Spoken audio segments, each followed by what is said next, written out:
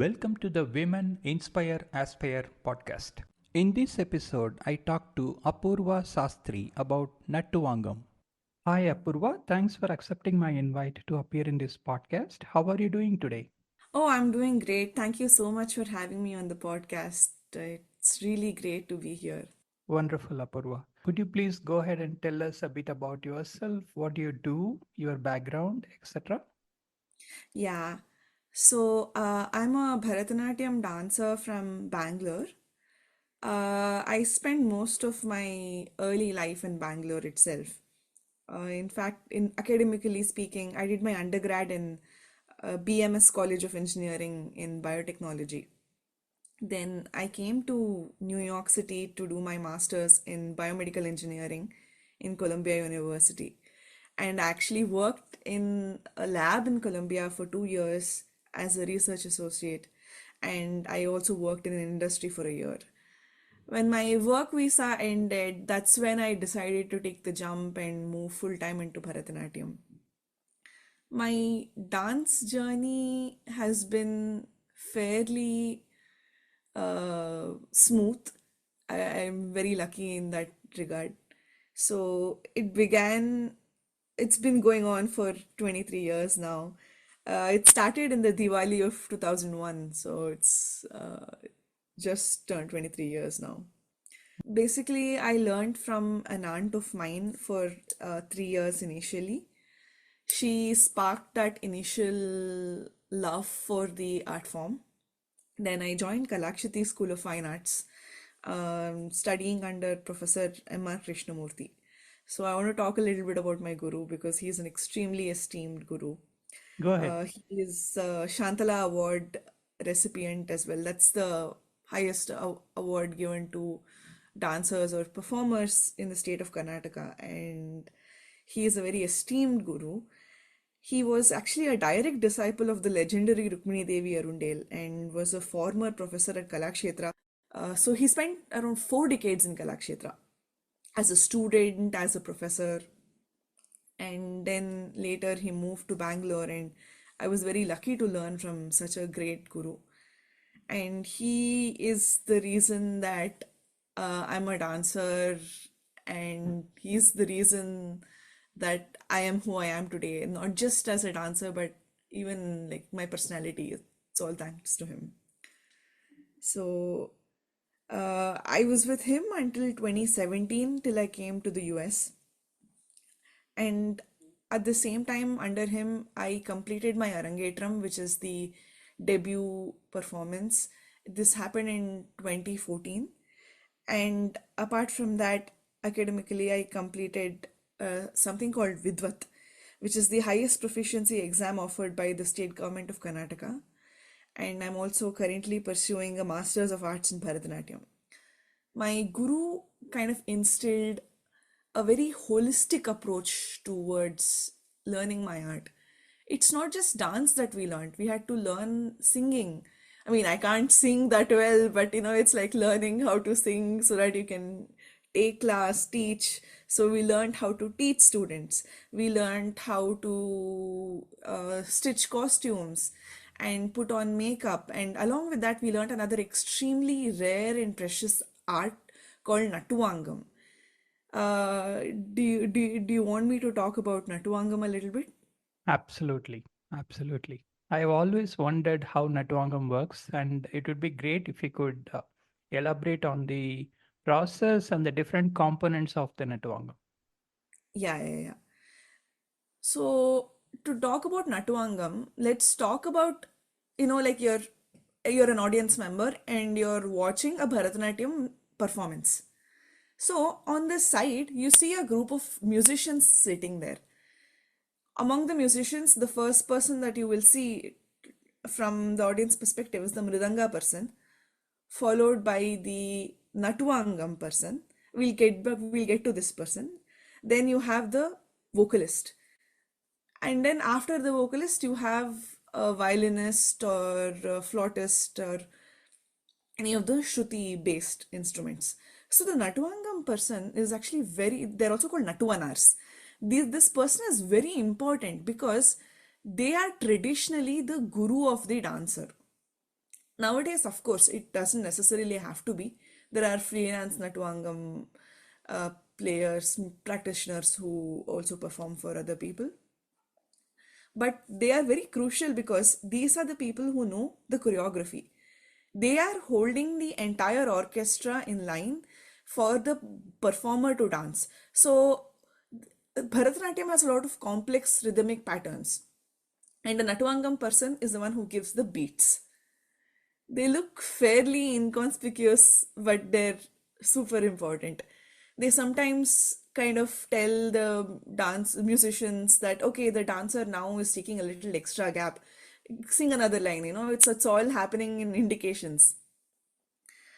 Coming to the instrument itself, it's a metallic cymbal. It's also called a ghanavadya. On your left hand, you have a bigger cymbal. It's called Anaiputalam.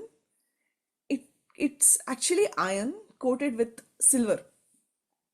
And on the right, you have something called Tattutalam, and it's made of brass. So I'll just show you. You just create two kinds of sounds. This is one sound, this is another sound.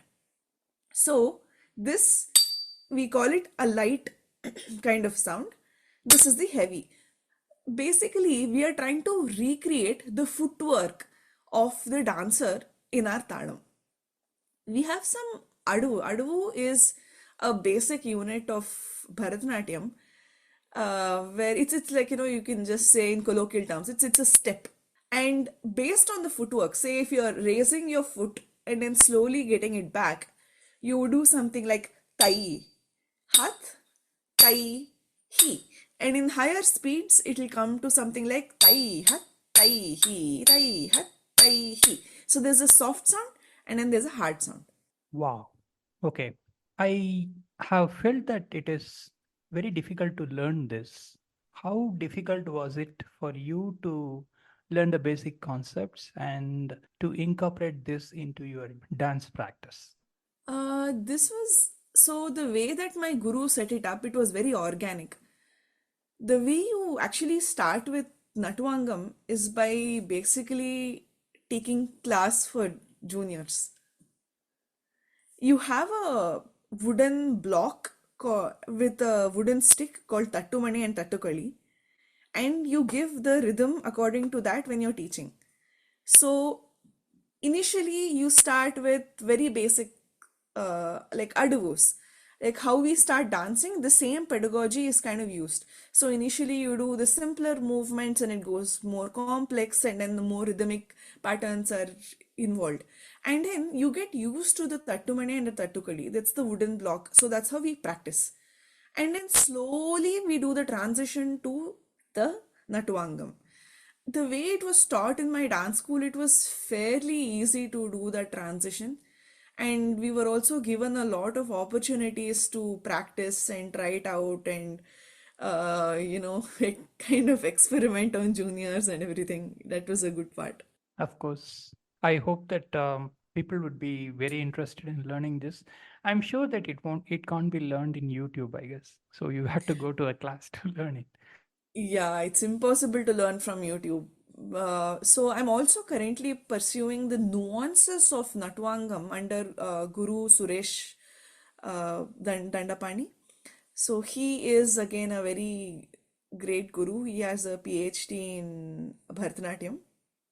And so he was actually telling me that initially gurus used to teach their shishyas, like, some of their prize students, how to do this in class organically. But nowadays, since a lot of gurus stopped doing that practice, there are a lot of people who go to Nattuvangam gurus and learn the basics from them.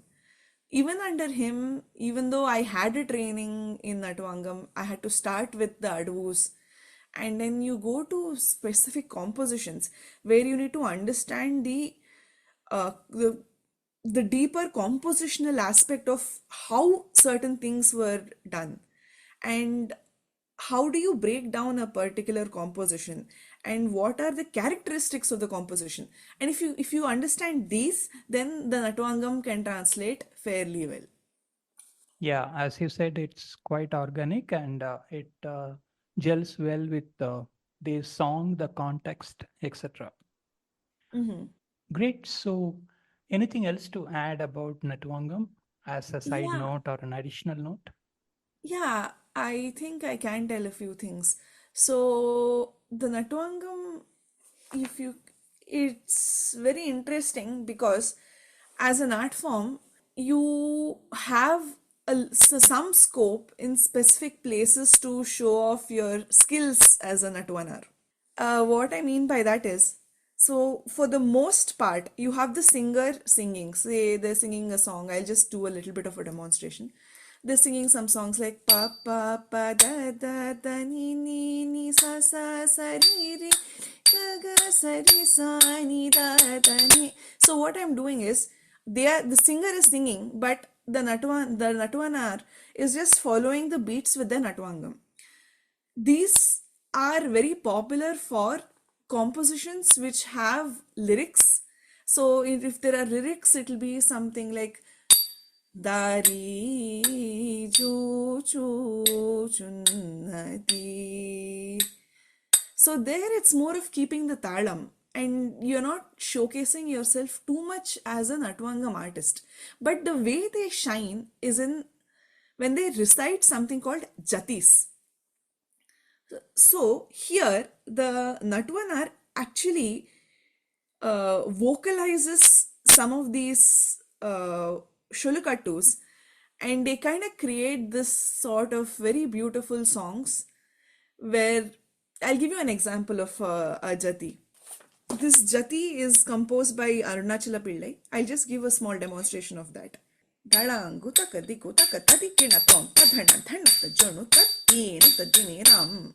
Kidatakata dhanna dhanata tajanu januta januta dimita dimita kidata ari dhanna janu dimita dhanna dhanata jonu tadinu tadimiram. Kidatakata dhanna dhanata tajanu januta januta dimita dimita kidata ari dhanna janu dimita dhanna dhanata jonu tadinu tadimi. Dhanata jano tadinu tadimi tadhana dhanata jano tadinu tadimi dhanata jano tadinu tadimi tadhana dhanata ta tajanu janu tata janu tadimi tata dimita kita tata tadhanata tajanuta tadimita tarinta kata dikkirgadar tom tadhanata tajanuta tadimita tarinta kata dikkirgadar tom tadhanata tajanuta tadimita tarinta kata dikkirgadar tom. So that is a jati where there is a recitation that's there along with just the striking of the cymbals. And many times that's where the Natwanar actually shines. This, as well as the complex rhythmic patterns, when they tap it, that's where the magic happens. Right. To me, it sounds like Nattuvangam stands by itself and doesn't need any other rhythmic instruments like Mridangam for the performance. No, actually, we do need Mridangam is very important. It keeps the tala. It adds to the laya and gives a little more depth to the rhythmic patterns. So you have the vocalist who sings, but you still need an accompaniment like a violin or a flute to add to the shruti, add to the mood. So similarly, the mridanga actually adds a lot of nuances and dimensions to our dance. So why I said was that because the beats and the rhythm itself actually it was self-sufficient. It looked like that to me, Hmm. so that the dancer can perform based on the Nattuvangam itself. But as you said, Yeah. yeah, In class, that's how we do it. We don't have a mridangam person all the time, but for performances, definitely we require a mridangam. so thanks for sharing all the info about the Nattuvangam. I am pretty sure that the audience would be very interested in learning more about it and exploring it. Now let's talk a bit about yourself. What do you do apart from, of course, dance and other work? What are your hobbies and interests that you pursue? After my wedding, couple of years ago, 3 years ago, I've been doing a lot of painting. So my Bharatanatyam is a very structured, very It's I'm bound by certain rules, and I love that about it. So the creativity has to come through that. But painting for me is the place to break everything. And I love doing abstract art where, it's all about letting the colors just flow and create abstract patterns, and then you derive meaning from them. So that's what I love about painting. Wow. Okay. You said that you started that after the marriage. Any specific Yeah. reason? My husband actually inspired me to do that. We were just going around hobby stores, and then he was like, "Oh, why don't you try painting?" And I said, "Painting?" And and then what's the next is history. Okay, that's pretty interesting. Anything else that you do apart from painting? I think for now, these are some of the things that I do. I do a lot of jigsaw puzzles as well. Like, I love the mental stimulation you get with trying to join things. And I usually ask this question to all the guests in the podcast. Do you have any societal issue in your mind that's bothering you or you want to do something about? Yes. For me, some of the things that is really important is actually the uh, gay activists, and I really am a huge ally to the LGBTQ community, and it's just in very few countries that gay marriage is legal. And of course, right now there are a lot of issues with respect to the way people from this community are treated, and I have this is my pet project. I'm trying to incorporate it in my dance. I'm working on a project which kind of talks about uh, a woman talking about her feelings for another woman. So in Bharatanatyam, we typically have a lot of woman talking about the man she loves, and that translates to a jivatma yearning for a paramatma. But then I was thinking of, if we kind of bring it down to jivatma, and how does that go? I mean, you're the same entity. Okay. Okay, that's pretty interesting. So this is the project, or this is a thing that I really care about. And also, I live in San Francisco Bay Area, and being so close to the place where all of this started, and then it's very inspiring. Like, even the airport is named after Harvey Milk, and again, it's such an inspiring thing to see a huge public building being named after a gay man. Hmm. Okay. Nowadays, Bharatanatyam dance is has started talking about societal issues. Recently, I was in a program where the Bharatanatyam dance was about climate action, Hmm. the climate change and how it affects people, and to bring that awareness among the public about the climate change. So they designed the program like that, and I'm starting to see these kind of societal issues based Bharatanatyam dances in a lot of places. And it's great that you are doing it for the cause that you care for. So kudos on that. And anything else you would like to add? Or do you have any questions for me? Yes, so the question I have for you is, what was your thought process in actually starting a podcast like this and uh, interviewing people with different backgrounds? Yeah, so I am an author. I wrote a book and I wanted to talk about the book in the podcast at the first place. One interview happened and I wanted to talk about the different short stories in the book. But then I later realized that it would be too boring to repeat the same thing again and again. And I wanted to talk to people from the society, from diverse walks of life, to come and express themselves in the podcast. So that's the thought process. After a couple of recordings, I figured that it would be great to have people from different backgrounds to come and talk about various things.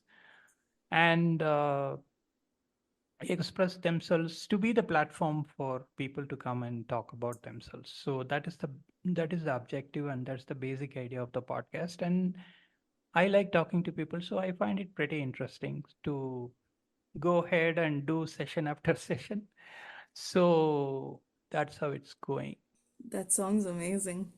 Yeah, I really like the drive of meeting diverse people because I feel that sometimes we just end up in our own bubble, and only by interacting with people from different walks of life do we just get out of that. So I really commend that the work that you're doing. Okay, thank you so much. And thank you for spending time with us today in the podcast. And I wish you all the best in your Bharatanatyam, painting, as well as your societal issue work that you are doing. Once again, thank you so much. Take care. Thank you. It was great being here. Bye bye. Bye bye. That was a great podcast with Apoorva Sastry. Please subscribe to this channel and follow it for more awesome podcasts. Opinions expressed by the guests in this podcast are their own. The host or the sponsors of the podcast do not condone the opinions expressed by the guests or the actions arising out of those opinions. Any decisions or actions that the listeners might take as a result of listening to this podcast must be based on their own judgment and will be at their own risk. The podcast host or their sponsors will not be held responsible for the consequences of any actions and or decisions taken as a result of any content in this podcast.